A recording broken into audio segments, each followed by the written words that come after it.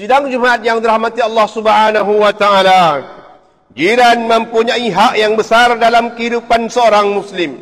Antara hak yang perlu ditunaikan terhadap jiran termasuklah memberi salam apabila bertemu, tidak mengganggu ketenteraman mereka, membantu mereka semasa ditimpa kesusahan, menjaga keselamatan harta dan keluarga mereka, menyebarkan kebaikan dan menutup keaiban mereka.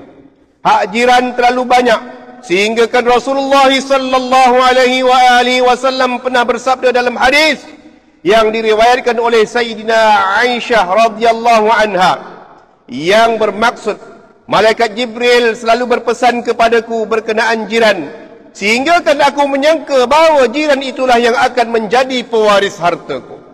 Rasulullah sallallahu alaihi wasallam juga memberikan ancaman kepada orang yang selalu menyakiti jiran. Baginda bersabda dalam hadis yang diriwayatkan oleh Sayyidina Abu Hurairah radhiyallahu anhu yang bermaksud pada hari akhirat nanti seseorang itu tidak akan dapat memasuki syurga bersama-sama golongan yang awal jika jirannya berasa tidak aman daripada kejahatannya.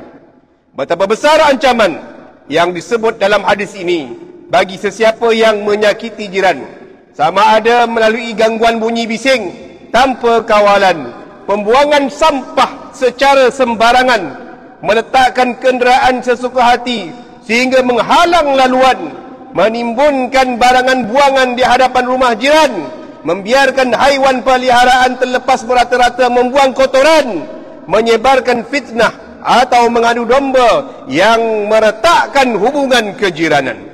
Segala bentuk kezaliman dan gangguan walaupun kelihatan kecil tetapi tetap ditegah dalam Islam kerana boleh menjejaskan keharmonian hidup bermasyarakat.